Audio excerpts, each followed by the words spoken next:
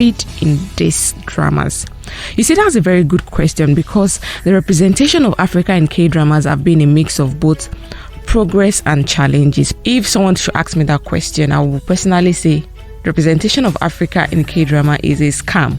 Yeah, I'm sorry to anybody that thinks it's not, but personally I think it's a scam. When we talk about representation of identity, of inclusion of Africans in K-dramas, we can say they are showing them, they are there, but not up to the point where we want it to be.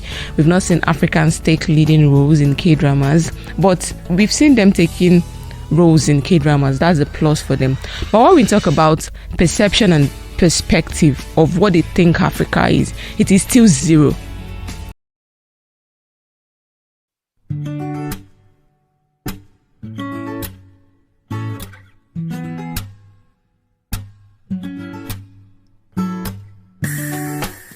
Hello guys, and welcome back to our new ASEO Nigeria podcast, where we dive into thought-provoking conversations about the K word and how it relates to us, why we love it so much, and some issues that we want to discuss about it.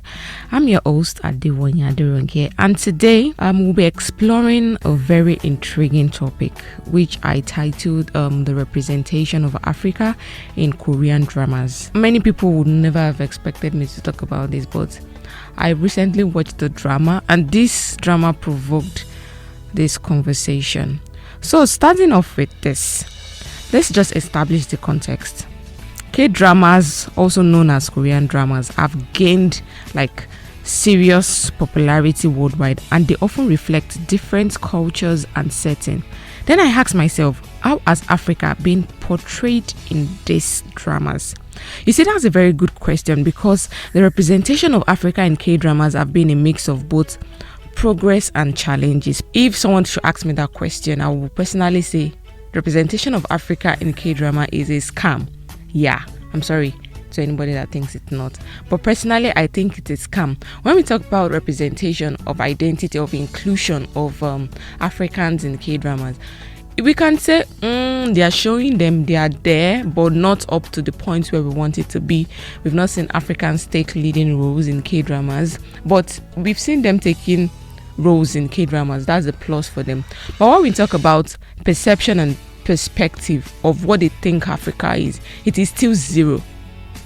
Because imagine a drama like Kokudu and the Deity, or whatever the name of that drama is. There's a particular scene in that drama that says they were talking about the guy that is apparently a god, a mini god, and they were talking like, where is he right now? He's in Africa playing with the giraffes. And I was like, really?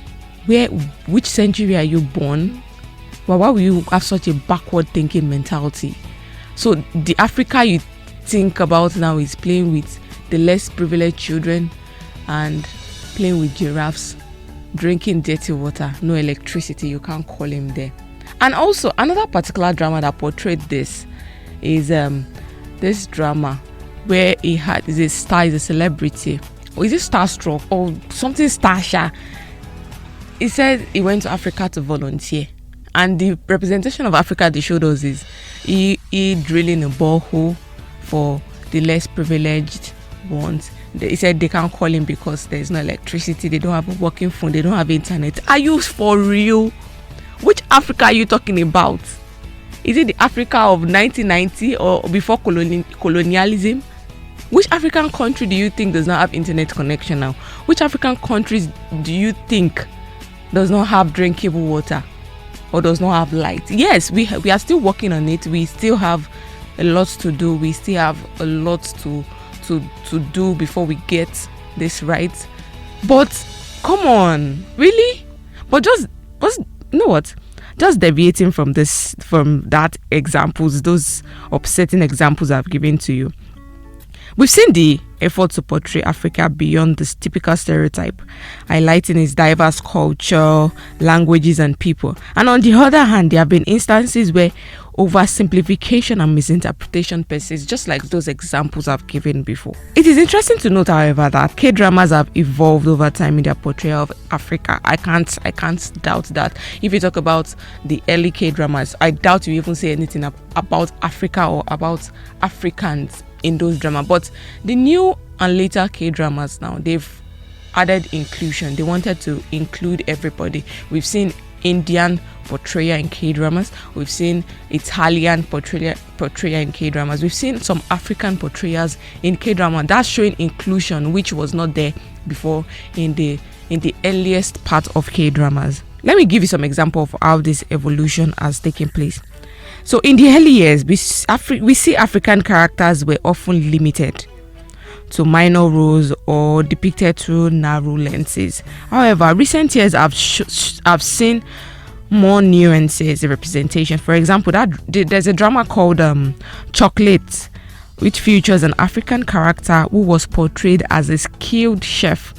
This breaks away from the typical roles assigned to African characters. I know this is a positive step towards breaking stereotypes, but there are other instances where African characters and African cultures, African narrative has been integrated more authentically.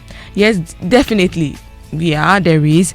So take for example, My ID is Gangnam Beauty. That's a very epic movie. Like I think that was the first movie of Cha in Wo that I really watched, that I enjoyed.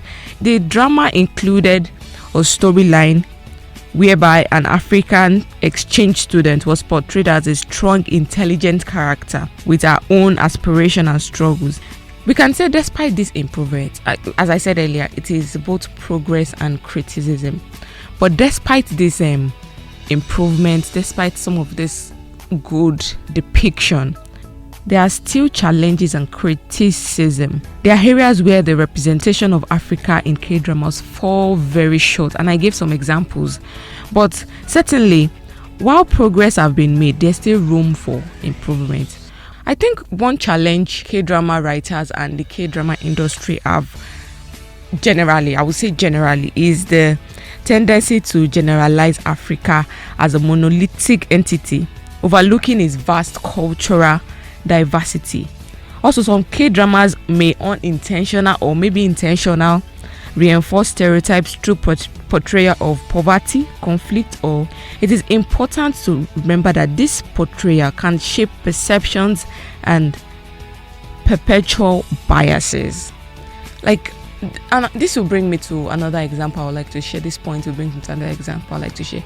I was watching Asian. There's a particular YouTuber on that I like his content. He's called Asian Boss. He was going around Korea and was asking parents about this particular question: will you like your child, who is a Korean, to marry an African?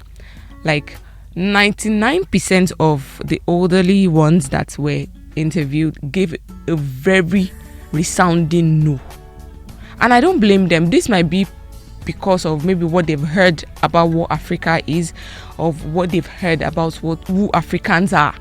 Maybe perceptions, even negative perceptions they've had that reinforce that opinion that no, my child can never marry an African.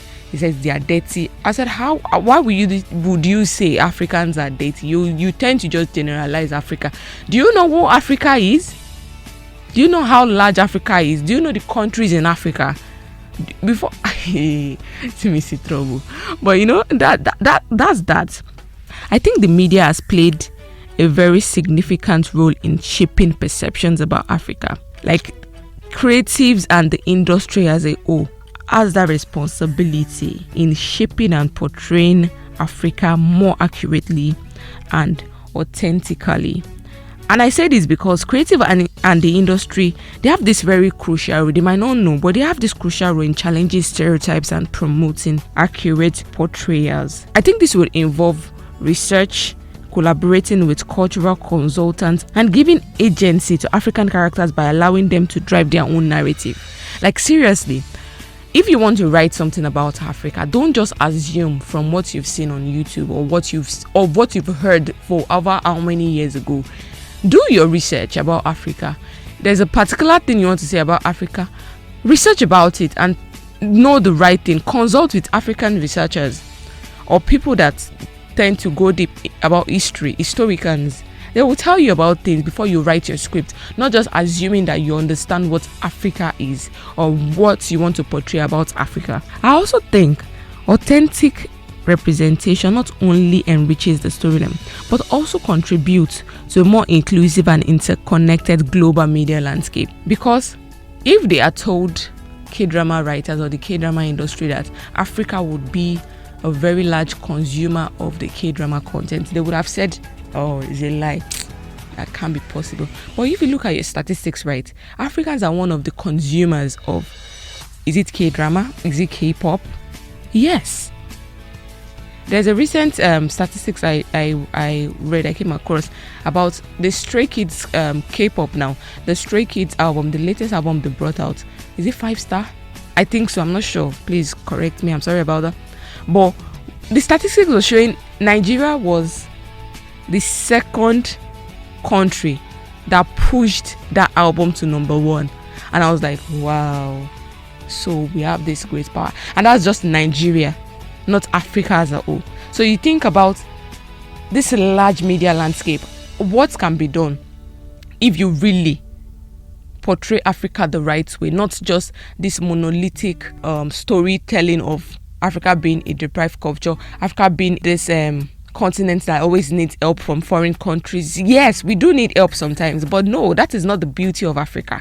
Africa is so enriched with a lot of things. Like, why won't you just do your research and pick great things about this continent and incorporate it into your storytelling? That will even enrich your storytelling and make it something that Africans will want to watch. Like, okay, how did they portray us this time around?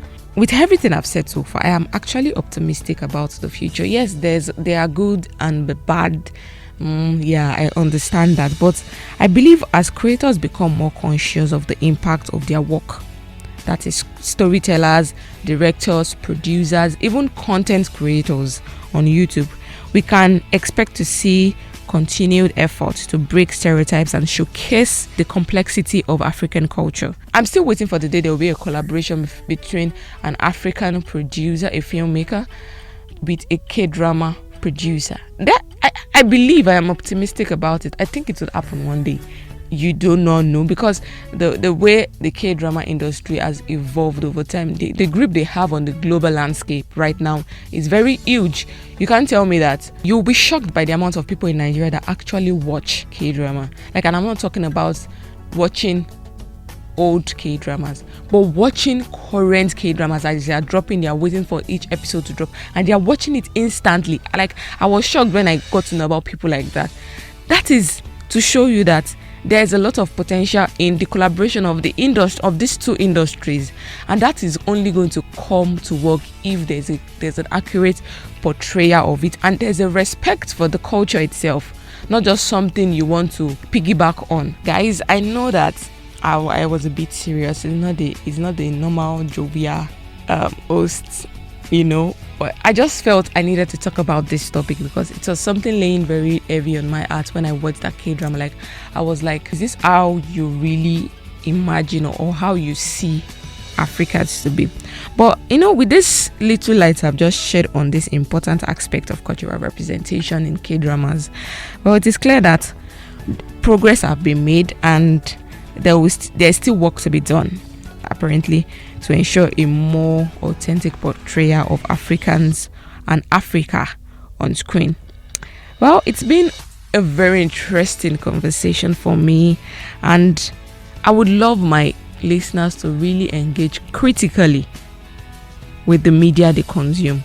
Yes, when you see things like that, we should actually call them out and tell them, please, this is not what Africa is about. Respect Africa and do it in a respectful way to show them that, yes, we are not vagabonds. We are intellect too. Africa is not a backward continent. Africa is a beautiful continent that is still developing, but we are getting there. And guys, this is where I'll leave you for today. Thank you for always tuning in to listen to this podcast, even though sometimes I might be boring. Yeah, I know. But thank you very much for listening to this episode. Until I meet you on the next episode of Anyasio Niger podcast, I hope you stay well. I hope you stay safe. Eat well, drink well, watch a lot of K-dramas and listen to a lot of K-pop. Annyeong.